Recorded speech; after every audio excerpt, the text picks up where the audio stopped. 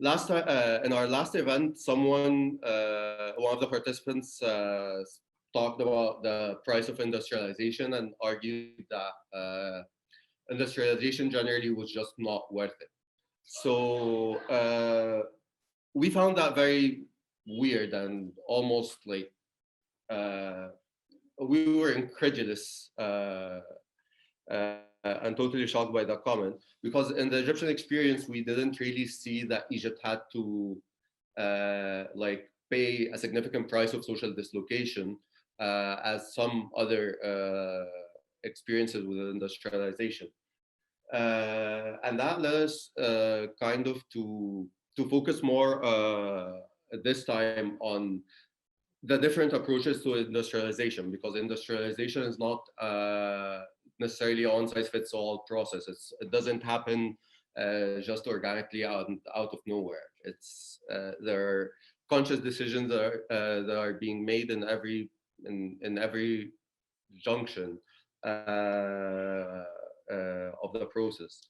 So the Egyptian model, which was an import substitution industrialization, didn't really see that that massive dislocation that some people might associate with the industrialization processes that we see, especially in the early industrial era in the UK and Germany, or in the past several decades in China, where export-oriented industrialization took hold. So we kind of thought it would be a good idea to first just make a couple of distinctions in the principles that each approach rely on, and we'll go from there. So for instance, then the ISI model, the import substitution industrialization model, philosophically, it centers a project of industrialization on people's needs, on citizens' needs. That is because you're literally just trying to substitute import. You're trying to basically fulfill the demand that already exists in your society. This, of course, breeds a certain sense of pursuing self-sufficiency, and it creates some it needs some structures to be properly implemented. For instance, the process almost always will have the process will almost always see implementation, for instance, of higher wages to create the aggregate demand to that would consume the newly produced goods. As such, you see rising standard of living, rising wages, generally just an improvement in the lot of life for the majority of the population. That's again because the project here centers on people's needs and using industrialization as a means to fulfill these needs. Meanwhile, in export-oriented industrialization, instead of centering around people's needs and subordinating the market to these needs, it instead centers around the market and its needs and subordinates the population to these needs. In that sense, the state kind of takes on the worst aspects of the capitalist. It becomes the capitalist at his greediest. It becomes a capitalist as a union buster. It becomes a capitalist in that it actively depresses wages to keep its commodities competitive on the global market, to harness its competitive advantage. In that sense, export-oriented industrialization sort of just sorry.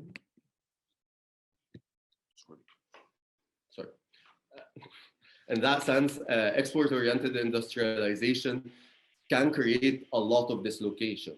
And that's the kind of situation where you can actually start to think, is this actually worth it? Is all this dislocation, is all this suffering, are the lower wages, higher levels of exploitation, and the general immiseration of the people actually worth industrializing? As as we said at the top of this section, the problem with EOI and maybe like our biggest bone to pick with it is that it does center the market. It completely the driving point of industrialization here becomes to be as integrated into the capitalist system as possible. And that creates some interesting limits to the experiment. So, for instance, you have something like the middle income trap, whereby countries that focus on export-oriented industrialization as a means of raising their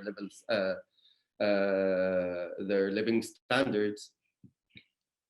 Once the living standards actually start to increase and the wages start to increase sufficiently, their commodities on the global market become not so competitive, and they start losing their edge, and they become entrapped in the whole middle income category without actually making it into the properly developed nations category that is supposedly means.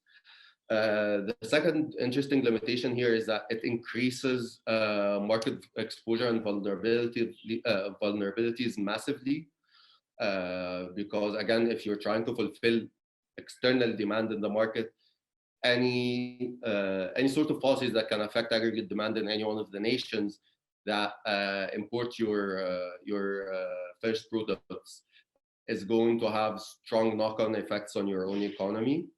And in that sense, you become very vulnerable to sudden economic crashes, as we're all familiar with.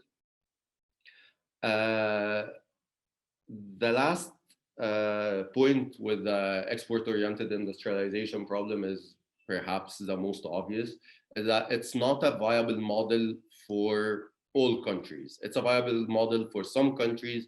Countries are very wealthy. Usually the countries are quite wealthy in natural resources. But at the end, we can't all be net exporters. Someone has to consume everything in the end. So this is obviously not a viable path for the future. This is taking the problem of mass production on the capitalist factory line and just turning it into a global phenomenon. Instead of just a factory producing and we'll try to figure out who will consume this later, it becomes entire nations producing goods and we'll try to see who will buy them at the end. On the other hand, the limits you get with ISI are a bit more different. So first of all, while ISI does subordinate the market to the people and allow for some flexibility in policy, for instance, while we said that higher wages is usually the way to go for ISI, we have some cases whereby the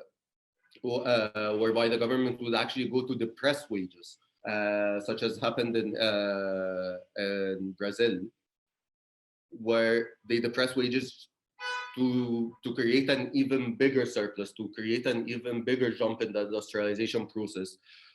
So the state kind of tries to have the best of both worlds, but that can have some, and did end up having some serious effects on the viability of their model later on.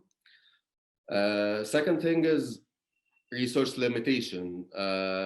Again, just as we can't all be exporters, not all countries have all the resources. There are some things that you're just going to have to import. And in that sense, you retain a certain sense of vulnerability. You retain a certain sense of vulnerability to fluctuations in the commodities market.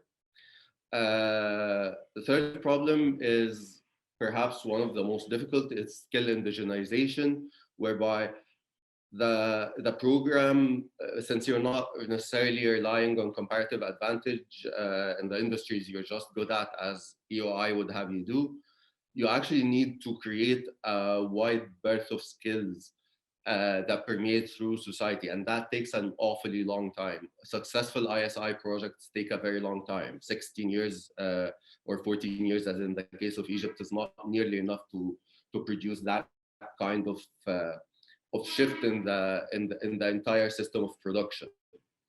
The last problem, and perhaps I think the most obvious one is that it requires a far more active degree of management than export-oriented industrialization.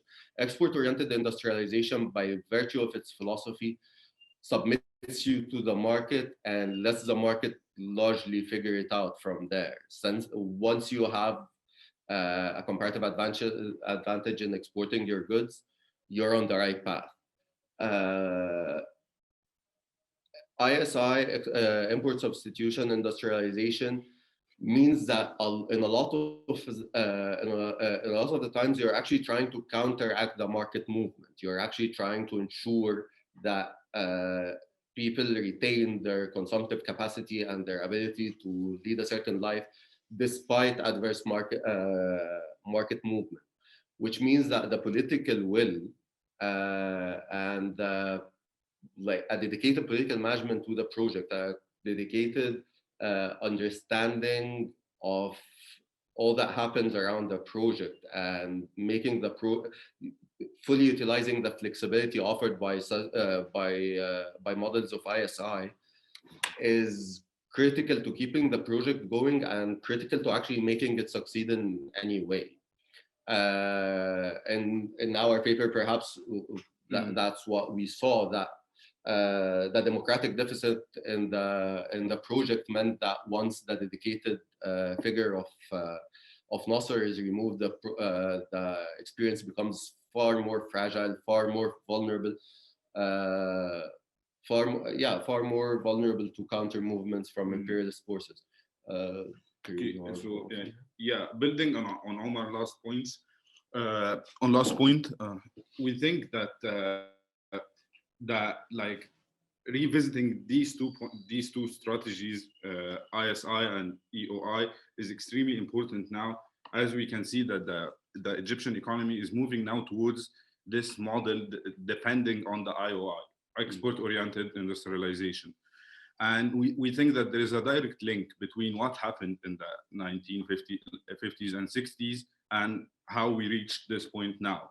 Because the ISI, as Omar was just telling me before we started, in other countries, it took at least 3 to 5 decades to be successful, to actually prove its worth. In Egypt, this did not happen. It lasted for merely 10 or 12 years, perhaps 14. I'm not sure. 14 if you're being very generous, 16 if you're being super nice, but the first industrial plan is what, 1957? Exactly. So 13 years maximum, pretty much. And so we felt the need to revisit the actual experience that happened in the 60s and study what possible limits were there that prevented the program from continuing, especially that we can see from starting from early 70s, the shift towards more open economy with the economic opening under Sadat, and like this whole shift towards a more liberal economy, if you can say that. So we started focusing on the limits that associated the actual experience in Egypt. We can speak about, first of all, there was this problem of the trust or the inner circle. As Samir Amin was used to say in one of his books and in his memoirs, actually, he used to work in the Economic Organization, which was one of the organizations that the regime established to oversee the nationalized properties in 1957. So Samir Amin speaks about how many of the projects that the people came up within the organization was completely dismissed in favor of the opinion of the people inside the inner circle. These people were not necessarily professionals in terms of having the better knowledge about what should be done or have a vision. They were just trusted on a personal or on a political level. So these such projects were completely dismissed, left basically in boxes, as he used to say, and no one looked into them because they did not necessarily came from people that the regime trusted. There was another problem concerning the distribution of investments between heavy industries and consumers industries. The first 5 years plan focused on the consumers part. and it somehow it managed to succeed. And the second plan, which was supposed to be implemented in the second part of the 60s, were not actually completed because of the 1967 defeat. And like the people writing it back then focused on how this second plan was supposed to target the heavy industries, but this did not actually happen, and that certainly did aid or did help the failure of the project to continue. There was also the problem related to the not having enough time and enough resources to develop a local technology. Yeah, we can see now that Egypt imports most of its technological needs, machines, cars, chemicals, all these sorts of commodities are exported now from abroad. Because back then we didn't have enough time and enough knowledge to actually develop a unique or particularly Egyptian technology. So Go on. So interestingly enough, this actually goes back to another project that I did with Kareem, which is Mulak Masr. Yeah. So in that book, we kind of track the rise of Egyptian capitalism in the modern era. And what my work in that project was focused on engineering industries, cars, refrigerators, what have you.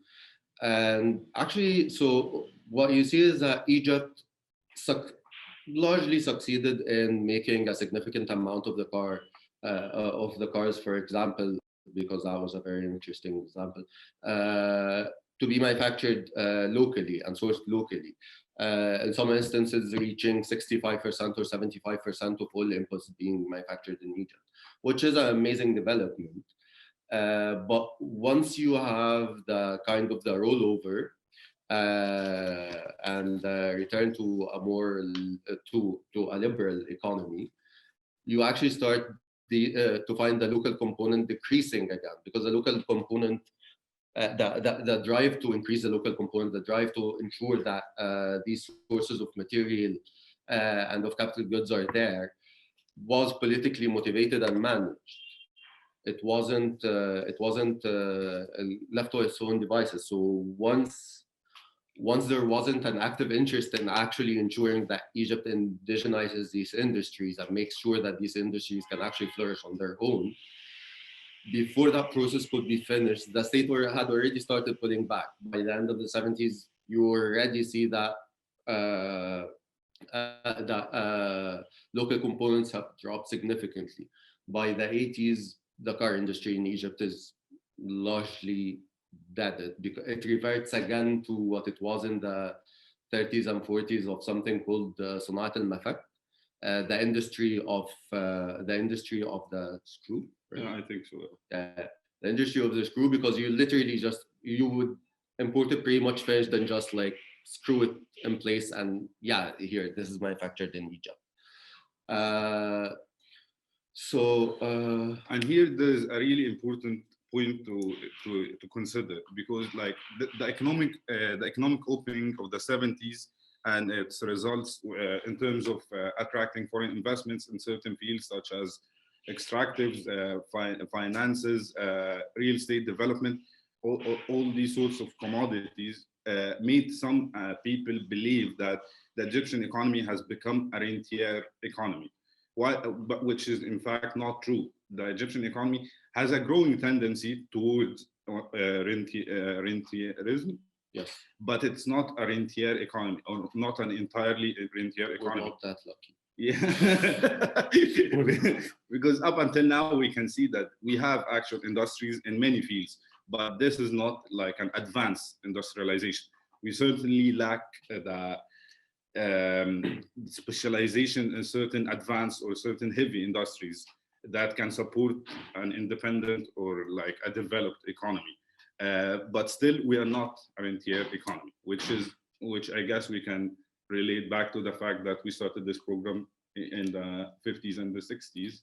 Yeah, so like there was a tendency after the programs collapsed for more renters. If you look through the export of the share of export of oil and natural gas in the 70s, it skyrockets. It becomes incredibly important as a part of GDP and as part of export. Uh, as manufactured exports actually start to drop dramatically because well, there is no longer a drive for them. I think I think the final point here. I think that's why why ISI in our case seems better is that it avoids a lot of the social dislocation that you typically could have with an industrialization process. Industrialization cannot be left on autopilot. If you do, then it will become a part of the ideological status quo, which is global capitalism, and it will be just a tool of further immiseration, which is what we see in a lot of processes of industrialization, whether in Tsarist Russia, in Great Britain or in Germany, in a lot of the post-colonial world too. You end up seeing a lot of hardship, a lot of immiseration, and that's what industrialization will create if you just allow it to be an accessory to capitalism or an auxiliary to capitalism. If we don't want industrialization to just be a vector of mass immiseration, if we actually want it to work for the people, it has to be very actively managed. It has to be, it can't be just managed from the top by a benevolent dictator or an enlightened despot. It actually has to be informed by the needs of the people who craft the policies. That's the only way that it will survive. That's the only way to prevent the democratic deficit that ended up allowing the Nasser industrialization experience to collapse. That's really the only way to ensure that you can have economic development that's not based on destroying people's existing livelihoods to give them a new life that they didn't ask for. That's pretty much it. Yeah, but I want to move back to the points about the limits associating the entire experience, and particularly the sort of changes that were introduced to help the project itself develop. And I'm here referring to one example related to the women's right. In theory, the new regime gave implemented gender equality in terms of rights and duties between men and women. However, like when we see actually what happened, we can trace back the development of a sort of a public patriarchy that gave such right to women on paper, but in reality, these rights were not actually tangible or were not achieved, and that was industries and I think the connection is down. So restricting women to certain industries, not allowing them to work beyond certain hours, and like this was all about not provoking certain religious circles that believe that women should not work and that women should be restricted to their household work or this sort of jobs.